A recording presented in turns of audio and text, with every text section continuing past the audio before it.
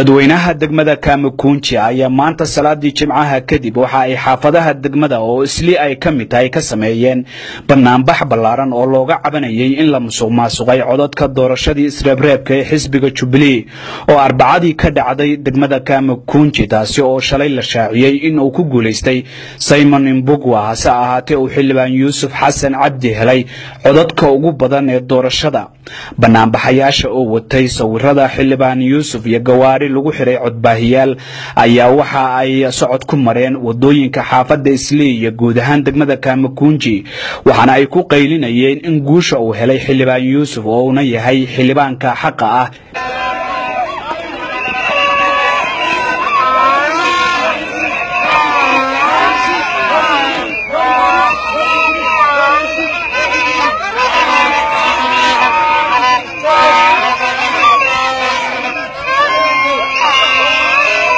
Yuusuf Xasan Cabdi xildhibaanka degmada Kamakunji oo ninkii la tartamay kaga horeeyay codad ku dhow 5,000 ayaa waxa uu la hadlay taageerayaashii banaanbaxa dhigayay waxaana uu sheegay in doorashada uu ku guuleystay oo soo qaadanayo dhawaan shahaadada laga rabo shakhsiga ku soo baxa doorashada isreebreebka ee xisbiga Jubilee waxaana uu mahad celiyay guud ahaan dadweynaha ku dhaqan degmada Kamakunji gaar ahaan dadka Soomaaliyeed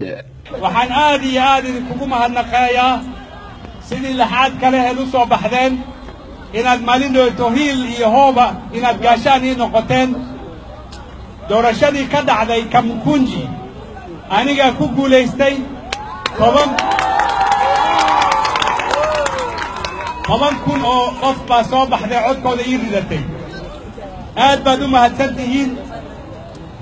waxaana niminka doonayaa xisbiga Jubilee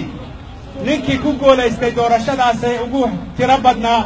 oo Yuusuf Xasan in la siiyo tigidhka iminka waxaan ku soconaa xarunta xisbiga Jubilee igala soo qayb gala waan hor istaagaynaa certificate-kii aan ku guuleysanana waan soo qaadayaa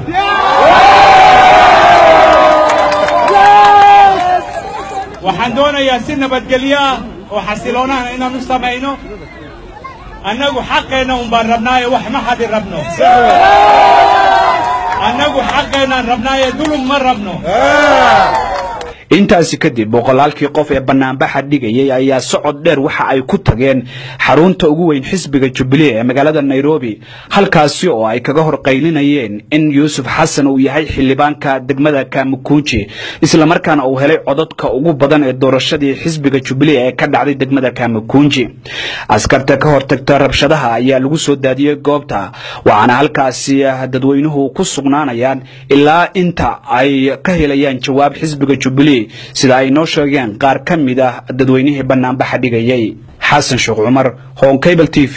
Nairobi